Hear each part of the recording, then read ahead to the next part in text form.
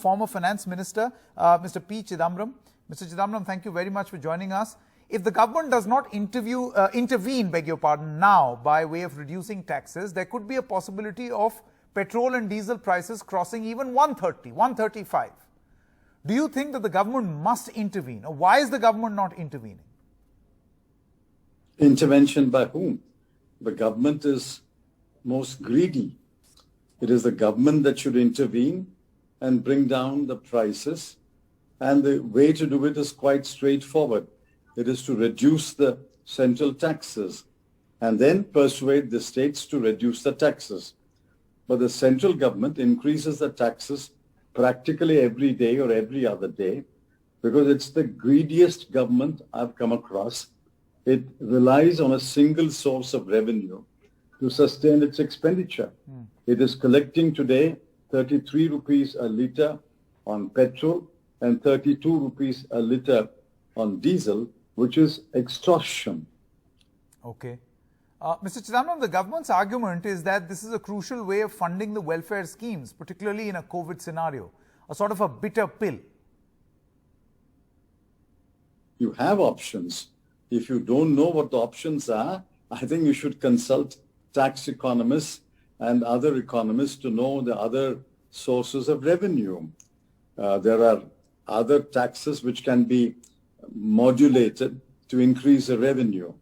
But you surely can't squeeze a regressive tax. Please remember, taxes on petrol and diesel are regressive taxes.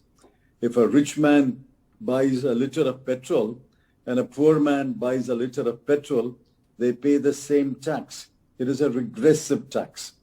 You should increase progressive taxes. Okay. Okay, Mr. Chidambaram, many representatives who defend the government's position say that there are hardly any alternatives. Would you suggest some? Of course there are alternatives.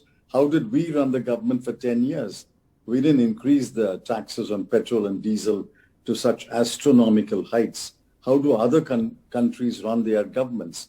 Government must rationalize expenditure and find the revenues to meet that expenditure through progressive taxes. I'm not going to suggest to the government what taxes it can impose, because then they will say the opposition wants taxes to be imposed. I'm saying the broad philosophy is regressive taxes must be kept low and progressive taxes must be increased. Okay, now you talk about progressive taxes. Now the government has made many appeals that there is talk of petrol and diesel being brought under the GST, a proposal from the government which was completely dumped by many state governments, including many state governments headed by the Congress party. So do you think that the challenge is not just with the center but also with states? No, I don't think the central government proposed inclusion of fuel in the GST to reduce taxes. I think they wanted to take control over taxes on petrol and diesel. Please remember, the way the GST Council is operating today, the opposition parties are outnumbered. Opposition party governments are completely outnumbered. Their suggestions have been given short shrift. Team of officials have usurped the powers of the GST Council. All this is set out in the Punjab Finance Minister, Mr. Manpreet Badal's letter, and in the Tamil Nadu Finance Minister's letter. Please see those letters. Having reduced the opposition party governments to a virtual cipher in the GST Council, if the central government wants to bring more items under the GST, obviously the opposition party governments will oppose it. But believe me, even the ruling party state governments opposed it, because they also privately tell us that their autonomy of taxation is completely taken away. Okay. Now, Mr. Chidambaram, correct me if I'm wrong. I think I heard the word extortion in an earlier part of this interview. Why would you call the increase in petrol and diesel prices by way of taxes extortion?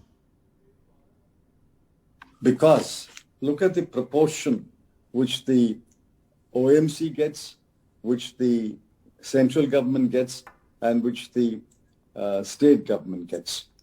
Today, in a price of say 102 rupees, the OMC gets 42 rupees. That includes crude oil, processing of crude oil into petrol and diesel. Central government gets 33 rupees. For doing what? Nothing. It adds no value. It just imposes a tax and collects it. The state government gets 24 rupees and the dealers, etc., get 4 rupees. 33 rupees in a price of 102 is 33%. 1/3 of the price of petrol that the consumer pays is a tax to the central government. 33% taxation on any commodity is, in my view, extortion. If you come to diesel, it is 32% of the final price. And actually, it's a little more than 32%, 32 rupees, but it is almost 34%. It's extortion. Mr. Chidambaram, now, since you have leveled an allegation, there is an allegation against the UPA as well, that the burden on this government is by way of oil bonds, which was a legacy from the UPA rule. Complete rubbish, financial illiteracy.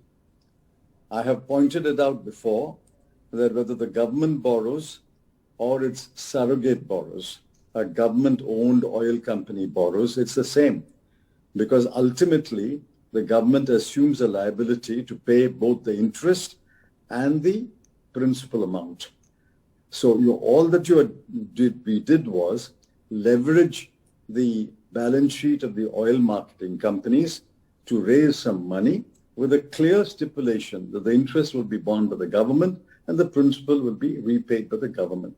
So it makes no difference at all whether the government borrows or the surrogate oil marketing company borrows. Besides, the numbers are out. The annual liability is only the interest liability. The bullet payment comes at the end. Those numbers, I don't have it right at the moment with me, but I had it some time ago.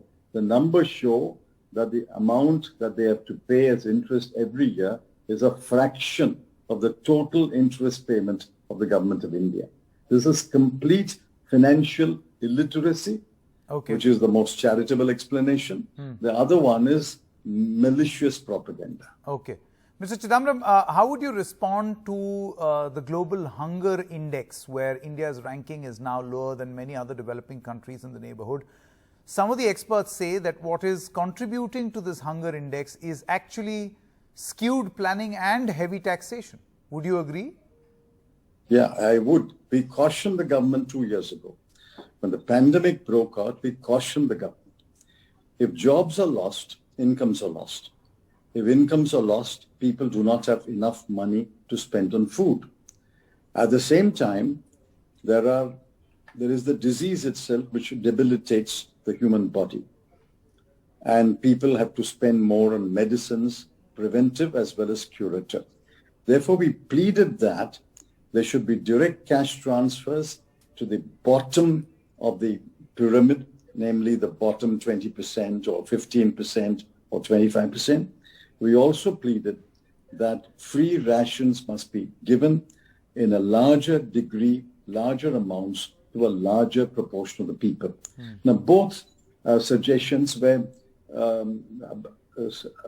turned down, very, very contemptuously turned down. As a result of that, this is an expected outcome, that there is more hunger, more malnutrition, more stunting, more wasting among our children than they should have been. This is the direct result of the government's callousness in not making direct cash transfers and not giving more free rations to more people. Mr. Chidambaram, my final question, and this I've been meaning to ask.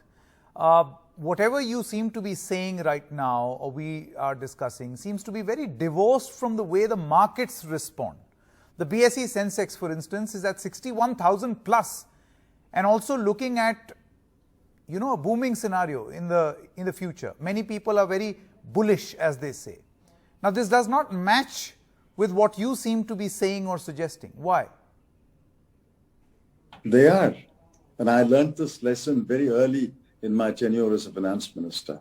The market is reflecting the health of 100 companies and the health of the investors. It does not reflect the health of the economy in the sense that 99% of the people of India are nothing to do with this market boom. Therefore, while we should be happy that the stock market is doing well because it has other upsides, don't celebrate it as a mark of the nation's economy's health. They have nothing to do with each other. Therefore, let's look at indices which point to the health of the nation's economy, health of the people. The hunger index is one such index. The decline in the per capita income is another index. The consumption on food is another index. The prices of vegetable and fruit is another index. Those are the indices which should be looked into to see whether people have enough food and people are in good health. The unemployment index is another index. Please look at that. Look at the CMIE data because there's no other data. The government does not put out the periodic labor survey. Look at those indices which point to the health of the 100% of the people, not only of 100 companies of India. All right, Mr. Chidambaram, thank you very much for joining us.